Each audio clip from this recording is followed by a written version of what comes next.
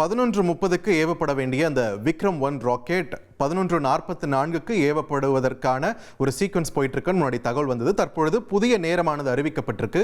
கடைசி நேர தொழில்நுட்ப சில தட்டுப்பாடுகள் காரணமாக கொஞ்சம் தாமதமாகி இருக்கிறது. சரியாக நண்பகல் 12:05 மணிக்கு விக்ரம் 1 ராக்கெட் விண்ணில் ஏவப்படும் என்று அறிவிக்கப்பட்டிருக்கிறது. தொடர்ந்து கூடுதல் விவரங்களோடு இணைகிறார் செய்தியாளர் Satish Murugan. Satish Murugan, what is happening? என்ன நடக்குது? ஏன் லேட்டு? என்ன சொல்றாங்க? நிச்சயமாக பார்த்திபன், ஏற்கனவே நம்முடைய பேசிய விஞ்ஞானி தெரிவித்தது போல பல்வேறு ராக்கெட் லான்ச்சில் இது போன்ற சிறு காலதாமதம் ஏற்படுவது சகஜமாக பார்க்கப்படுகிறது. தற்பொழுது இங்கு இருக்கக்கூடிய இஸ்ரோ விஞ்ஞானிகளுமே அதிகாரிகளுமே அதைத்தான் தெரிவிக்கிறார்கள். ஏற்கனவே நாம் தெரிவித்தது போல T-11 மினிட்ஸ், அந்த 11 நிமிடங்களில் கடைசி நேர சரிபார்ப்பு என்பது நடைபெறும். அனைத்து விஷயங்களும், அனைத்து தரவுகளும், அனைத்து நடவடிக்கைகளும் சரியாக இருக்கிறதா என ஏற்கனவே ப்ரோக்ராம் செய்யப்பட்ட கம்ப்யூட்டர் அதை மொத்தமாக அனலைஸ் பண்ணோம்.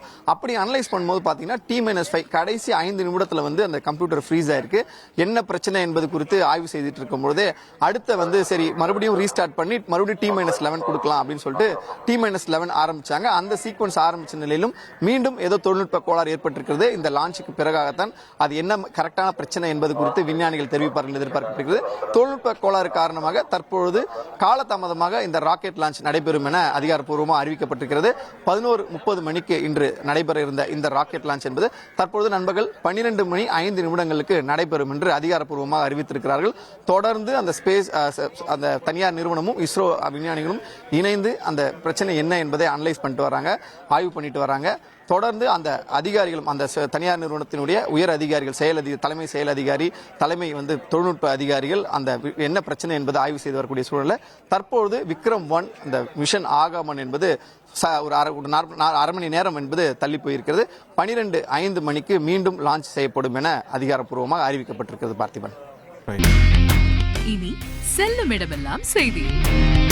தந்தி டிவியின் வாட்ஸ்அப் சேனலை ஃபாலோ பண்ணினா செல்ல இருக்கும் இடமெல்லாம் செய்தி. இதோ QR கோட், இப்பவே ஸ்கேன் பண்ணுங்க, ஃபாலோ பண்ணுங்க.